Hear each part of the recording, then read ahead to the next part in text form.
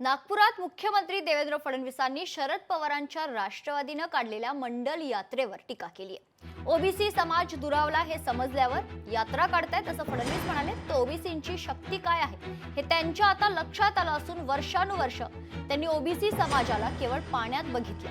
कोणत्याही प्रकारच्या योजना ओबीसी समाजापर्यंत पोहोचू दिल्या नाहीत असं म्हणत फडणवीसांनी शरद पवारांच्या राष्ट्रवादीवर टीका केली। तर पुढे तरीही तुम्हाला ओबीसींची आठवण आली असेल तर ती कृतीतही दिसेल अशी अपेक्षा देखील फडणवीसांनी व्यक्त केली।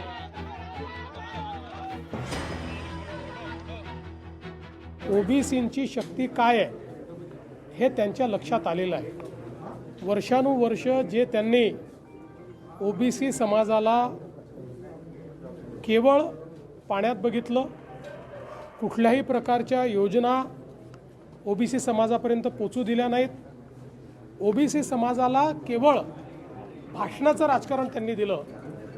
आणि म्हणून आज ज्यावेळी ओबीसी समाज हा दुरावला आहे असं लक्षात आलं तर आता ते यात्रा काढतायत। पण नुसती यात्रा करून फायदा होणार नाही। ओबीसीच्या पाठीशी तुम्ही ठामपणे उभे आहात हे कधीतरी दिसू द्या।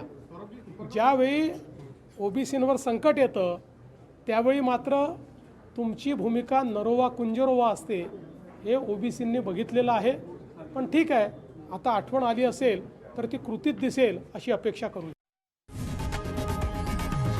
लोकशाही मराठी ऐका, पहा, जागरूक रहा।